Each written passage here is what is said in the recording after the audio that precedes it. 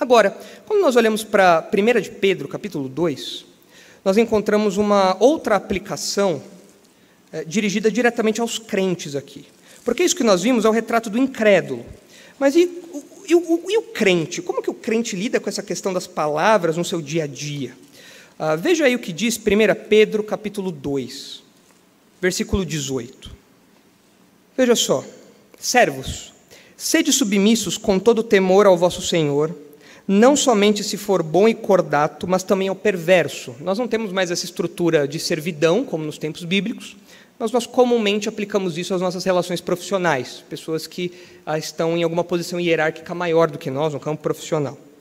Porque isto é grato, que alguém suporte tristeza sofrendo injustamente, por motivo de sua consciência para com Deus. Pois que glória há, se pecando e sendo esbofeteados por isso, o suportais com paciência? Se, entretanto, quanto praticais o bem, sois igualmente afligidos e o suportais com paciência, isto é grato a Deus. Agora veja como continua o raciocínio de Pedro. Porquanto, para isto mesmo fostes chamados, pois que também Cristo sofreu em vosso lugar, deixando-vos exemplo para seguirdes os seus passos. Jesus sofreu injustamente. E como Jesus reagiu a essas injustiças? Veja o que Pedro diz, versículo 22, o qual não cometeu pecado, nem dolo algum se achou em sua boca.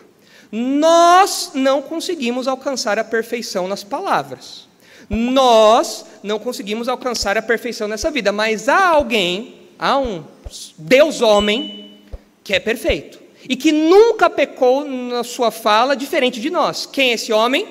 Jesus. Ele, quando injustiçado, nunca justificou-se com bateu, levou. Quem fala o que quer, ouve o que não quer. Nunca. Ele nunca se portou respondendo injustiça com injustiça, maldade com maldade, rispidez com rispidez, mentira com mentira, não. O texto diz, ele não cometeu pecado e dolo nenhum se achou em sua boca. Pois ele, quando ultrajado, não revidava com ultraje. Quando maltratado, não fazia ameaças, mas entregava-se àquele que julga retamente. Então, como que nós, crentes, podemos perceber essa influência decisiva que a língua tem na nossa vida de modo prático? Como nós podemos frear a nossa língua e então manter o domínio próprio em outras áreas? O contexto profissional é uma delas. Os ambientes em que nós somos desafiados a responder na mesma moeda, a falar ali do jeito que no calor da briga nós somos instigados a falar, nós nos refreamos naquele momento, nós nos seguramos naquele momento, porque nós lembramos do nosso Senhor. Ele não pecou. E o texto fala, ele é o exemplo, ele é o modelo, você tem que segui-lo. Ele deixou isso lá como um parâmetro a ser seguido.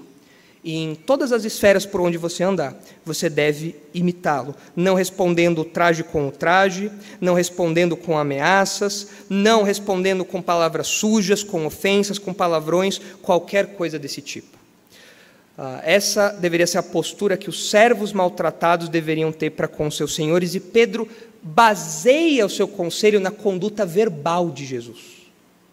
Naquilo que Jesus falou e naquilo que ele não falou, porque ele, sendo perfeito, tinha pleno controle da sua língua, pleno domínio da sua língua, e nós, como crentes, temos isso por parâmetro, temos isso por modelo, e quando fazemos isso então, quando dominamos a nossa língua, nós então amadurecemos e começamos a dominar outras áreas da nossa conduta cristã, como a nossa interação com o nosso chefe, com os nossos pais, com os nossos irmãos, enfim, todas essas áreas aqui.